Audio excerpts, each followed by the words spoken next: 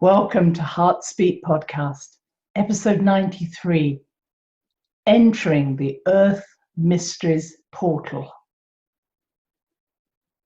Well, last week I was talking about my procrastination, how difficult it was for me to put something into action.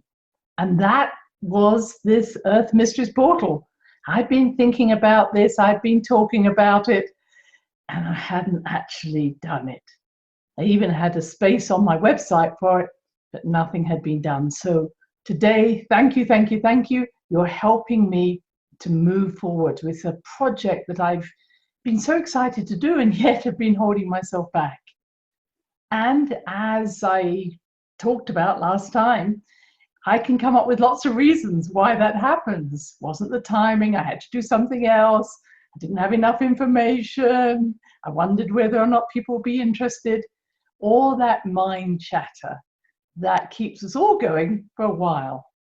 And then we kind of know we're bored with that, that we don't believe our excuses either. And so here I am deciding to do this, to put this into action. And once I've started, I know I will carry on. That's my way. And maybe you've got some things in your mind that you've been thinking of doing, planning to do, when you've got time, when the children go back to school, when something happens. This is a great time. Now, I would say the timing is everything. At this moment in time, we are just before a new moon, a dark moon. And I often say, don't start a new project before a dark moon. Start it after the dark moon, after the new moon. But since I've been thinking about this project for a while, it's really not a new project. It's a project I need to get off the ground so I can get moving on it after the dark moon, if that makes sense. So is there something you've been putting off, something that you really need to start, to plant the seeds, to do something so that you can then be energized and motivated to go forward with it? And it's that sort of time. And I want to just reiterate that all we can do, all any of us can do, is just follow those inspirational moments, those thoughts we have, those ideas we have. Often I'll speak to someone and they'll say, oh, I don't know what to do. Am I doing the right thing? And am I following my soul's purpose? And when I nudge them a little bit, and I say, well, I see that you could be speaking, or you could be writing, or you could be creating. They say, oh, yes, that's exactly what I want to do. That's exactly what I'm waiting to do. So I'm not saying wonderful to me as an intuitive, but much more about why are we waiting? And often we have the ideas. People will tell me, oh, yes, I've already prepared for that. Oh, yes, I already had that idea. If you have the idea, do something with it, plant it. For some of us, it may well be that we need encouragement from other people. Sometimes you might be someone who does things better with someone, but that may also be an excuse, I have to say. But it may be that, yes, that you know someone, a friend, who could do this with you.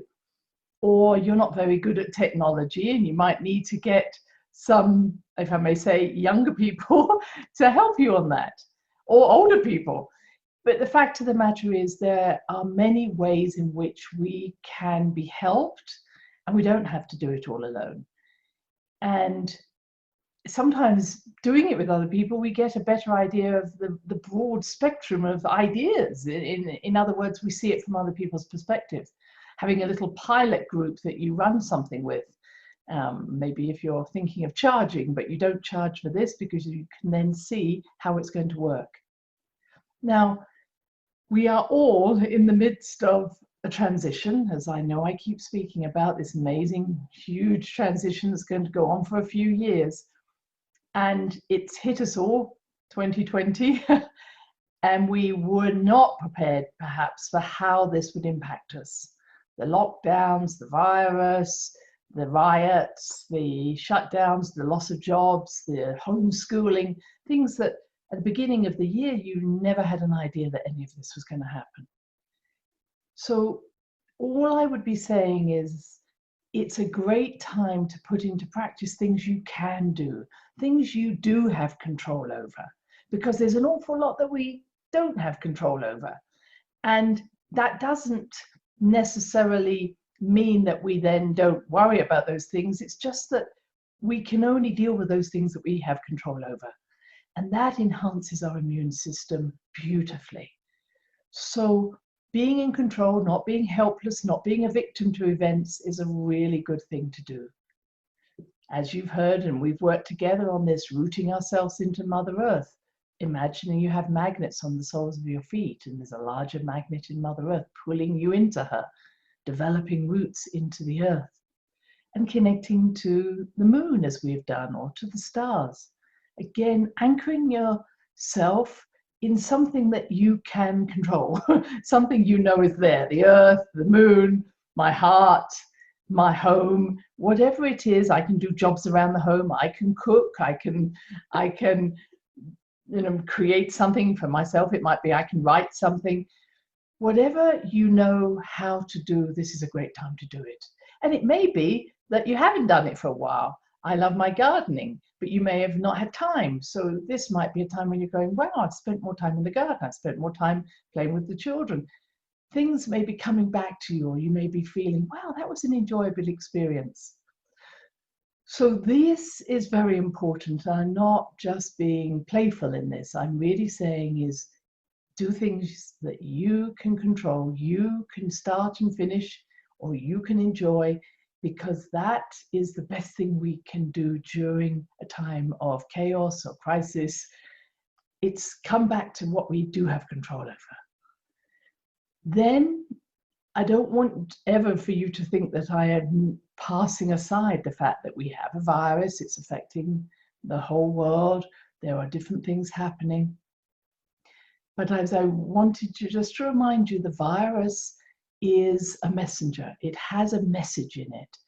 And just as our own DNA is purely like a huge computer of messages, of information, so does our junk DNA contain within it those messages, 50% of which come from old viruses that we have inherited for thousands of years from our ancestors and from our own lives.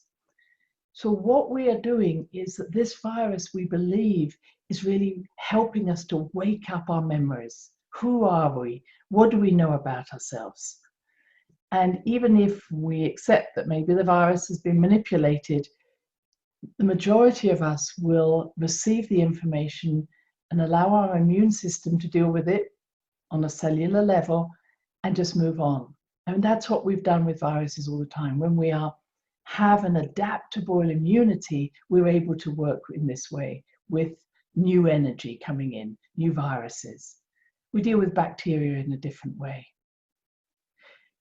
And in between the worlds, as I speak about one old hologram, one old world is dissolving. In other words, the way we used to think about our life is dissolving. Okay, we've all accepted that. Things aren't as we thought. The old normal is now not the new normal. And the new normal isn't quite in place. And we're in this gap. We've called it a cocoon, in the eye of the storm, in the eye of the needle. There are different ways of it describing us, living on the edge of chaos. I'm sure that many of you have experienced that. But when we're in this place, it's the most powerfully creative place, but it's also can be mismanaged by those who may have a different agenda for humanity. And I say it in that way. Many of you have probably read about different groups, the Illuminati, the Cabal, different words that talk about beings who may not even be on this planet, but they may have a different agenda for humanity expanding into who we really are. That's the journey we want to experience. And that's why we're watching the breakdown of statues, of history. Don't teach history. Don't let people know who they are. See, history is not bad. History teaches us about what we want to do in the future. Without history, we have no sense of knowing where we've come from. And in truth, we have no sense of improving ourselves. History, we've all known that. My own history in this life has taught me a lot about things I shouldn't do, or I don't want to do again. So history is a vitally important part of our evolution. So knocking down history or getting rid of history is actually a way of making us stay in primary school, making us stay in even kindergarten, that we have no experience. And the same can happen when we influence the churches or the synagogues or the temples, which is what I saw happening certainly in the Soviet Union, where you turn a church into a swimming pool or a storage unit. What you're doing is diminishing or trying to obliterate what we might call God or the creator energy or the Great Mother. Again, can you see that if we take away a longingness for something bigger than ourselves, a connection to something bigger than ourselves, then again we are stuck down in the kindergarten. We're locked into a framework that someone else is telling us who we are. And I want to focus on not those who are trying to do that. To me, that's a relatively small energy. How can I put it? A low frequency energy. My journey for all of us is to constantly say, remember, remember, remember, remember, seeing the word as remember. In other words, bringing back to our hearts all that we are so that we create a strong enough knowingness in our hearts that we actually create a doorway to these other dimensions of who we are. Now, I can't convince you that you are multidimensional, just as I can't convince myself. Well, I know I am. But the fact of the matter is, it's like me coming from, if I may say, a high school and trying to tell a kindergarten what they could be. And sometimes that works and sometimes it doesn't. But what I know is that as a child, and I'm sure many of you had this experience, that you had those magical moments, you had those memories that didn't fit in with your everyday life. You knew something and yet you didn't know why you knew it. I remember buying my mother, I must have been about 8 or 9, I bought her a beautiful Japanese tea set. And you know, why? I mean, again, what was it even doing in a bring and buy stall? But I bought it for her birthday because somehow I really connected to this Japanese culture. And now here I am, and I do a lot of teaching, and I love being in Japan. And I knew things about the Native Americans. When I was a child, my aunt worked in a theater, and she brought from the theater different costumes. And I just wanted to wear the ones that were Native American. They were tiny little costumes, but I wore them. So what memories do you have that you say, well, how did I get that memory? Where did that come from? What knowledge did I have? That's the remembering I'm talking about. It's not, it doesn't align. And we could say, oh, you had a past life as a Native American, or you had a past life in Japan. Again, I would accept I did. But it's not the past life, it's what's the energy of the Japanese that relates to me? What's the energy of the Native American that relates to me? How do I feel that philosophy or that dedication to a certain persona, a certain culture that makes me who I am? So this remembering is important. And there are a few groups in this world at this present who want us to forget, who want to obliterate history. And history is not just the past, it's also the future. Some of you have come from the future. Some of you know your ETs. We are all ETs, basically, because this planet did not have humans on it millions and millions of years ago. But the fact of the matter is, do you remember something else of yourself? Do you remember not just being in a spaceship, or that might be it, but do you remember being in even a different body? This is a time to remember. And my Earth Mysteries portal work is really helping us all remember, to bring us back to a space where we say, you cannot obliterate my history. You cannot define what I learn or what I know about myself. You cannot put something into my brain so that I only will speak what you want me to speak. Because it's not my head that tells me who I am, it's my heart, it's my beingness. And whereas I want us all to be able to deal with the issues of today, rather than facing them and being against them. When we remember who we are and embody that, and again, I'm not suggesting you remember it all, but the more we connect to something that is not of the smallness of a fear and anxiety, and I'm not diminishing that, what I'm saying is fear and anxiety linked to separation.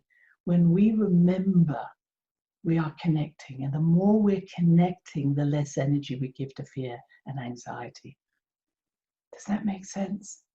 So I ask you to come with me today as I introduce the Earth Mistress work, and I hope that you'll join me on this part of my website, this part of my journey, and I'll probably integrate this into the Heart Speak podcast so that we can work together on this.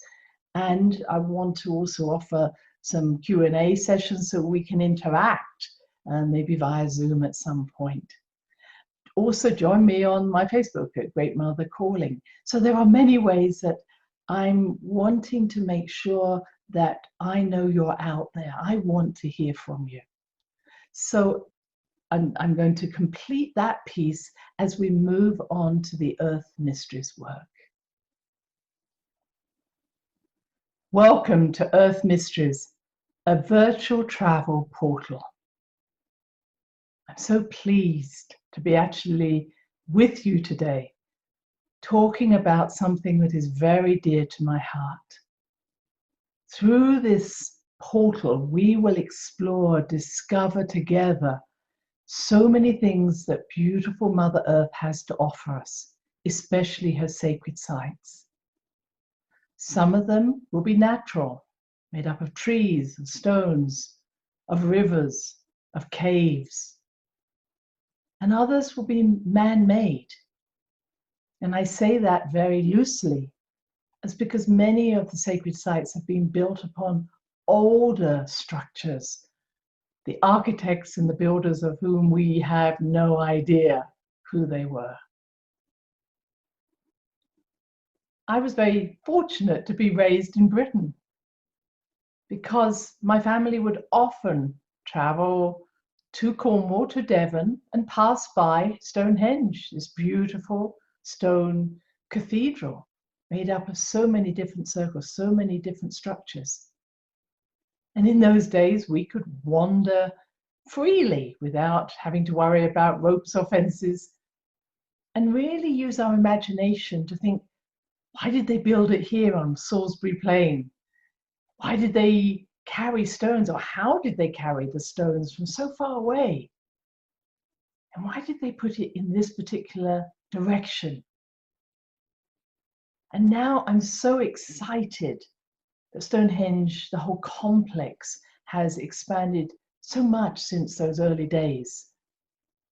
We now have a Woodhenge, we now have Darrington Wall, we're now seeing amazing spaces or shafts that have appeared that may have been connected somehow to sound.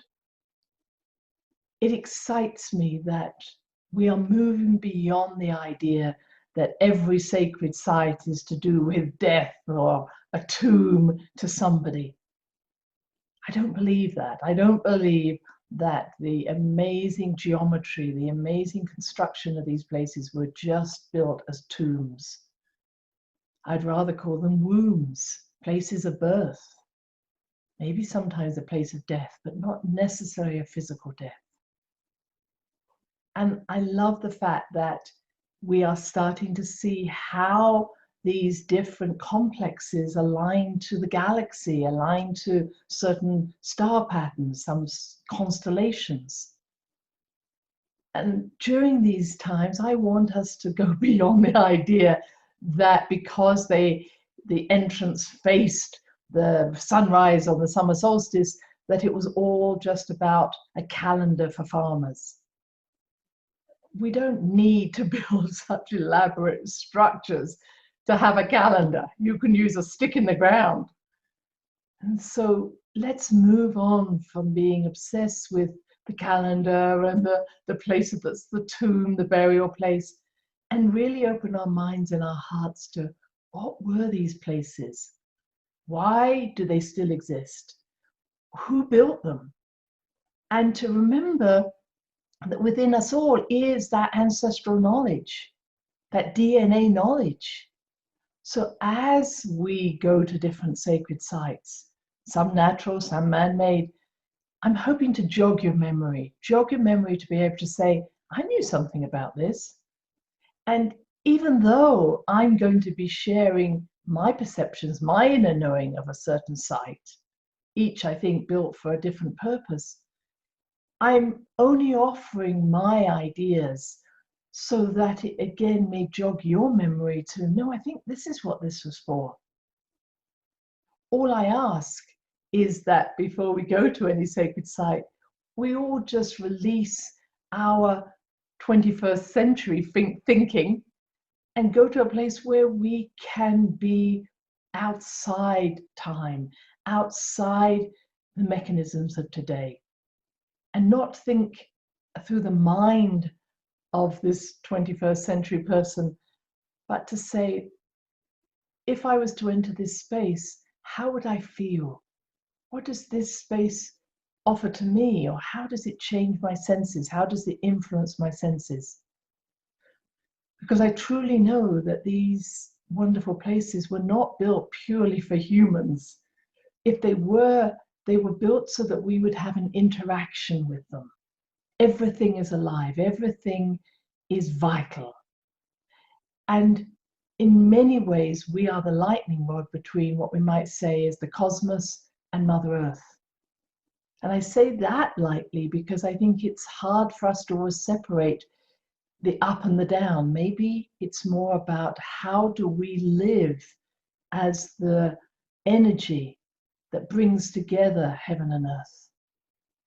And so this is what I'm wanting to us to inspire. I want us to have the experience that there has been no greater time on earth that it's been more important to remember who we are than now. As we're living between the two worlds, the old world that is dissolving, the new world that's just coming, it is so essential that we expand our knowingness. We remember who we are. We ground ourselves, root ourselves into collective consciousness that was set down in the grid thousands, if not millions of years ago. And we connect to the cosmos, the stars, the moon, in the same way to the sun, in a way that we understand that this is our home, this is where we know we came from. And for some of you, that might be too way out, but be with me on this, because I know this is a time to not play small, to not put away fanciful ideas. Because if it's true to your heart, it's probably absolutely true to the core of your very beingness. So who am I? Through my inner journeys, through my discovery, without actually having to search outside, the knowledge has come to me. I'm a grid builder. I know a lot about the grid of this earth that I will be sharing with you as we go along. I'm an ancient Maya. And that is not the Maya of the last maybe 1500 years ago. But we came from the stars and we brought information to this earth to be planted in the grid. And the word Maya means illusion. But it is also that these levels of consciousness, these illusions would only become reality at a time when humanity reached a level of consciousness. And so I feel that those times are now, which is why I'm speaking to you. I'm an alchemist. I understand the transformation of energy. I've trained and known about this for thousands of years. And I'm a natural intuitive. I've always been an intuitive. I've always known and seen energies that perhaps other people didn't see. Of course, it caused me a lot of confusion as a child. And finally, I've always known I didn't belong fully to this planet. As a tiny baby laying in my cot, my crib, I can remember passing out of my body into a light tunnel above my head and going back to what I would call my people. When I was old enough to tell my mother, she would say, well, it sounds as if it's not doing you any harm, keep doing it. And I bless my family for their open-mindedness, their open-heartedness that allowed me to discover Erich von Däniken and the Nazca lines and other wonderful things in my teenage years. Not as necessarily deep truths, but my parents encouraged me and my family to always think outside the box, to look at the bigger picture, to explore the mysteries, and to ask questions, which often led to quite a lot of problems when I was a child, because I never could just take what someone told me and believe it. I had to understand it. I had to embody it and make it mine before I would see it as a truth. So I want to share this with you. I want to share this platform with you, this place where we can ask questions, we can explore, and we can journey together. And as I say, it's not just my ideas. I'm wanting to hear from you. I'm wanting to hear what you discover, what your experiences are. If you don't agree with mine, absolutely fine. But be aware that if it's not my way, again, just my experience, then find your own way. These sacred objects are there for a purpose, and let's share what we know together. So how did I get all started in this, apart from Stonehenge and Avebury and other places like that?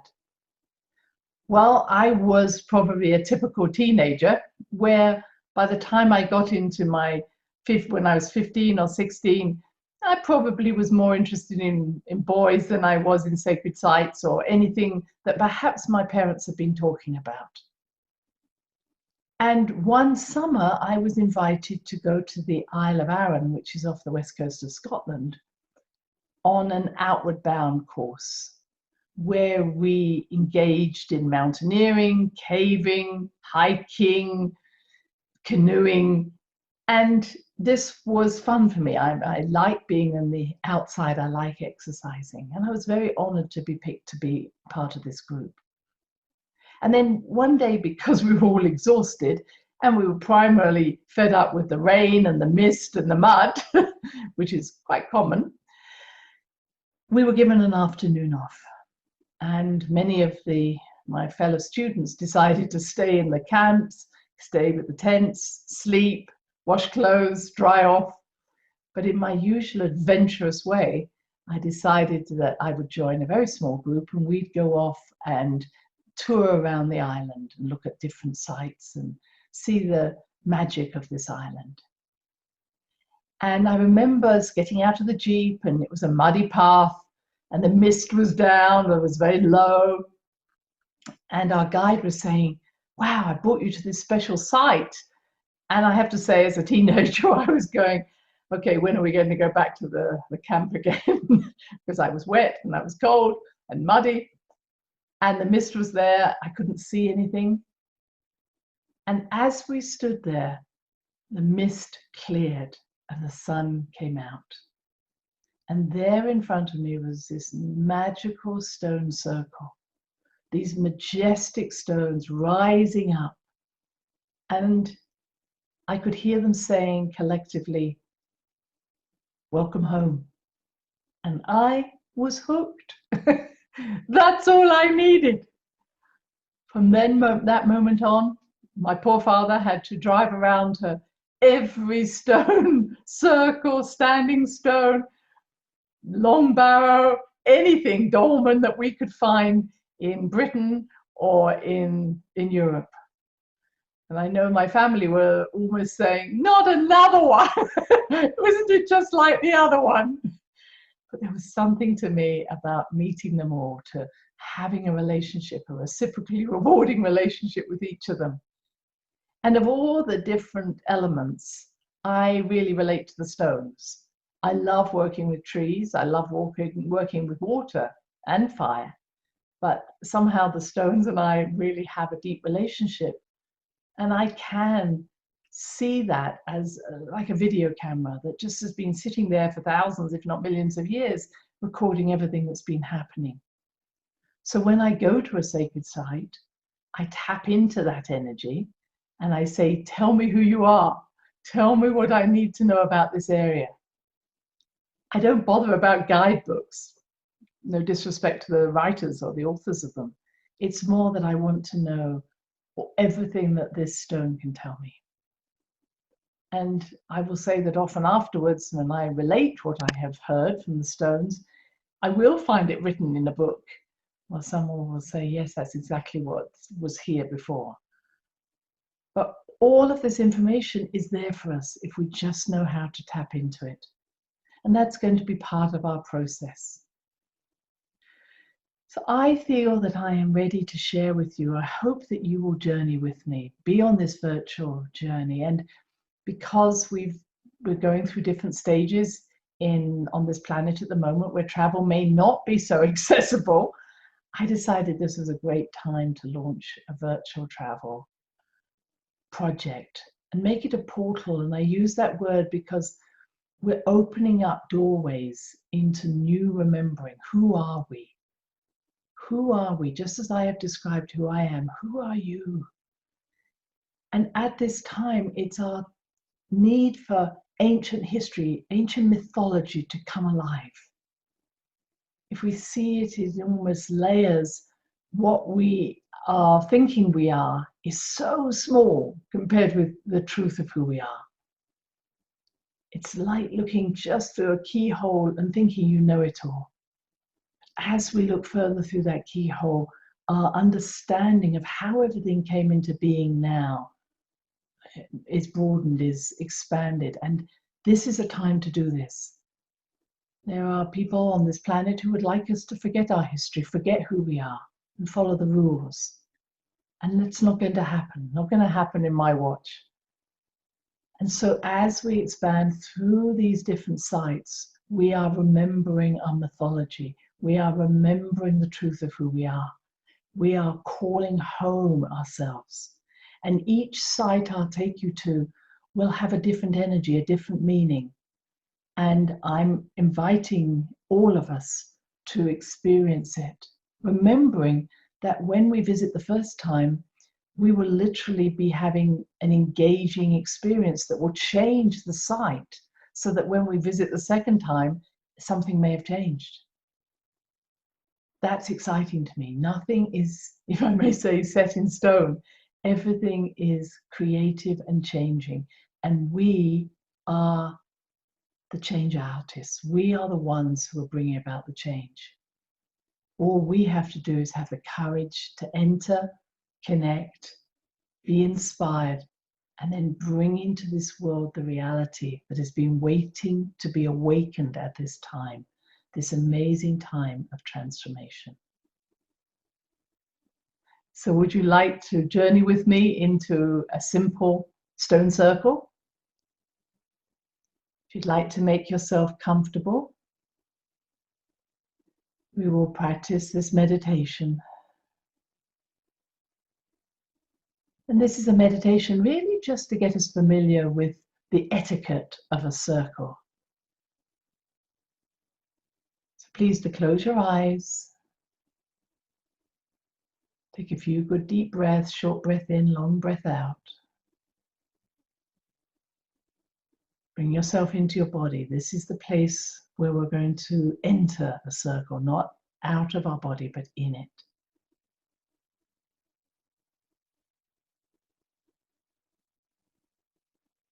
And as always, feel your feet on the ground if they're on the earth at this time. Keep connected. And now, through your heart, see yourself outside a stone circle.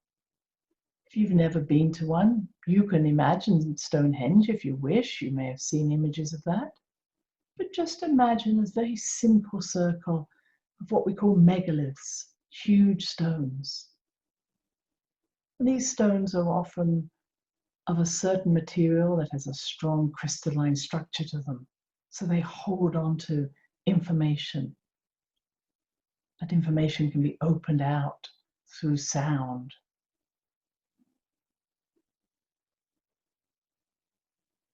So now on the outside, before we enter in, there's always a guardian. And that guardian of a site can be a tree, it can be a stone, it can be a river, but it tends to be just outside the circle. It's almost as if nobody's bothered to see whether that tree, how old that tree is, and maybe it's been reseeded. The fact of the matter, there's always a guardian. And the guardian is the person who, like anywhere when we enter sacred space, tells us how we should behave or what we should do. And then we ask for permission. So it might be speak quieter, don't sit on the stones, do sit on the stones, don't touch the stones, do touch the stones. Just receive the information now from the guardian, whether it's a tree or a stone, outside the sacred site.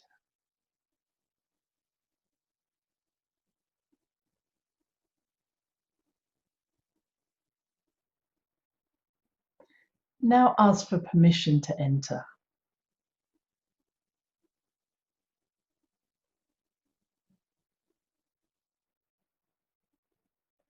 Now, as I will explain in another video,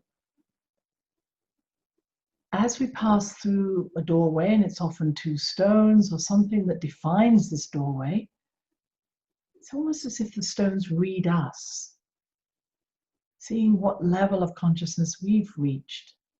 So never just rush through a doorway, a portal. Just enter in with reverence, emptying your mind of anything that's chattering or any stresses, being like a curious child.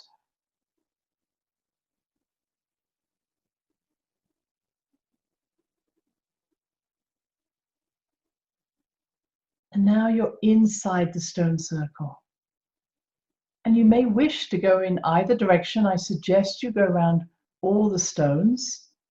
There are different ways you can go in terms of counterclockwise or clockwise, but just let your intuition direct you.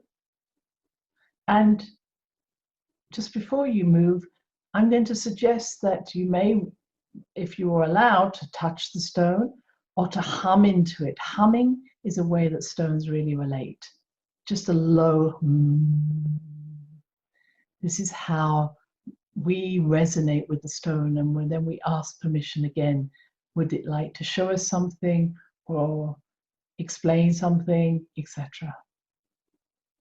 So please go around the stone circle, and I'll leave you to do that.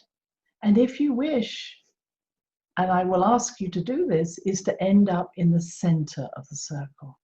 So just for a moment, I'll leave you to talk and listen to the stones.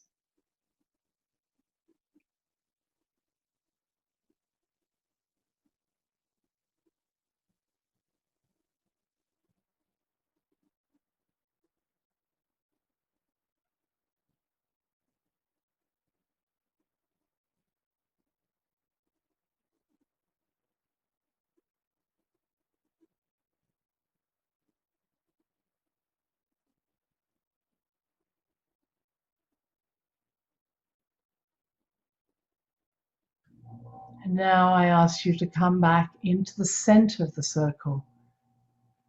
And it may be you still have different stones to speak to that you can go back to later. But if you would kindly stand in the center and imagine that you have been in this circle before, that there is knowledge for you here. You go, I remember. Maybe you win something similar. But get a sense of the people who have gathered here before, or the builders, or the architects. Who knows about this particular circle that you're in. Ask them, what was the purpose? Who built it, if you want to ask that? And what is it that I am going to take from my experience of being here? And what is it you would like me to give? What can I give in response to what I may take from this circle? Hear it now.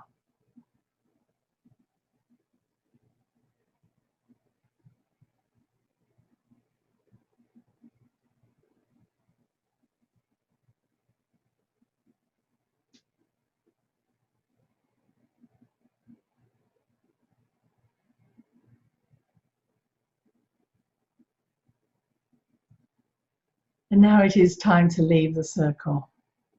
Give whatever it is that you said you would give. Leave it either within the doors of the circle, or even with the beings you may have met by a certain stone. And imagine that they have given you a gift, and place your hand on your heart as you're leaving the circle in acceptance and gratitude for the gift you've been given.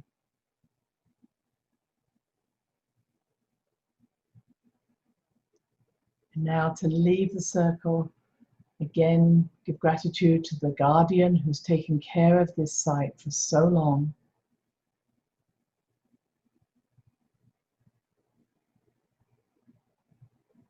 And then gently start to bring your awareness back to the room where you are.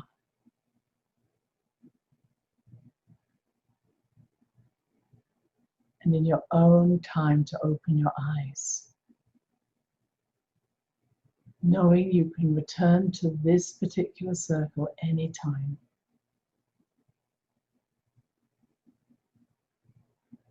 And we will continue to journey together. You're very welcome. I've been blessed to journey with so many beautiful people in my life. Now I add you in my virtual travel. Together we will discover, explore, and root ourselves into the truth of who we are. Many blessings. Thanks for listening to the HeartSpeak podcast with Dr. Christine Page. Please check out all HeartSpeak episodes in the podcast archive section on www.christinepage.com. HeartSpeak is also available on iTunes, Spotify, Google Podcasts, Sticher Radio, and now playing on iHeart Radio. You can also watch the archive podcasts on YouTube. Connect with Christine on Instagram, LinkedIn, and Facebook, including her newest Facebook group, The Great Mother Calling. Do share with family, friends, colleagues. Join us next time for another edition of HeartSpeak.